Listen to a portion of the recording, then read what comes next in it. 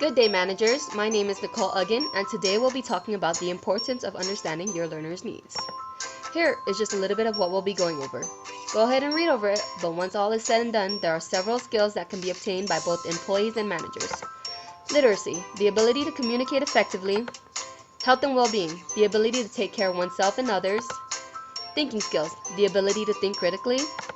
Numeracy, the ability to solve problems. And employability, having a positive attitude towards work.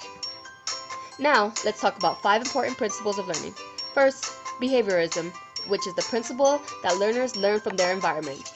A stimulus is present, and then a response is elicited. A decent strategy to use is repetition. As a manager, you must provide tasks that require repetition. In order for an employee to repeat a certain behavior, they need to be positively reinforced through praise or compliments. If an employee is reinforced with praise, the behavior that you want to be elicited will occur. We need to understand that learners need repetition before they can actually learn new material. Now, a second principle of learning is cognitivism. This deals with the cognitive thought process on how and why employees learn. It deals with encoding, storing, and retrieving memory. This is one way of the main ways we as a society are taught today. A huge strategy to use trying to teach learners is using visual and audio tools to teach information. Providing graphs, tables, or videos will help learners think critically. We need to understand that it can be difficult for learners to stay interested when learning new material. Therefore, we must keep learners interested by creating creative audio and visual presentations. Now, we look into the principle of motivation. In learning, motivation is the ability to give reason to someone to do something. There are 2 different types of motivation, extrinsic and intrinsic. Extrinsic deals with external factors and intrinsic deals with internal factors. A huge strategy for managers to use is rewards. Vacation time or pay raises are huge extrinsic motivational factors to consider for employees to increase their workload. Intrinsic rewards include challenges for self-accomplishment or challenges that promote a purposeful and competent background. Let's face it, if we need to understand that learners will learn more if they have motivation to do so, and in providing motivation, companies can receive more quality and quantity in work productivity. Next, let's look into the principle of emotional intelligence.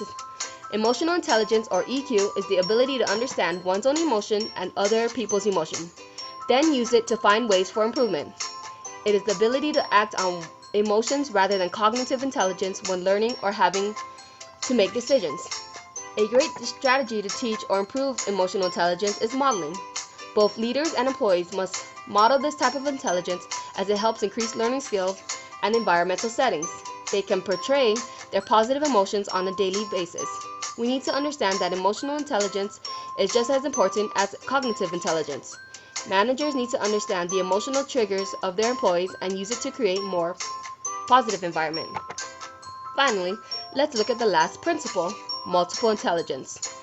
There are 8 different types: bodily kinesthetic, interpersonal, verbal linguistics, logical mathematical, naturalistic, interpersonal, visual, spatial, and musical intelligence. A strategy to use with this is test and role playing. Just having your employees take a multiple intelligence test and understand what each one is will help them change their mind on how they learn. They will learn to have more positive outlook on life and adapt to change. Managers can put each employee in the right section pertaining to their type of intelligence. They can also role play each intelligence and use it to improve in certain areas. It is important to understand their needs as every employee is different. Now, why?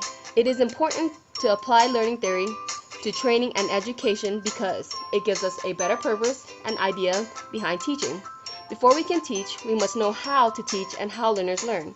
It provides a guide to how humans process and store information. It is the core of educational process, and it provides a guide to improve productivity. It gives a background to how employees learn, and from there will allow managers to use different methods to improve learning. With this, we will be able to meet the needs of companies and the needs of employees.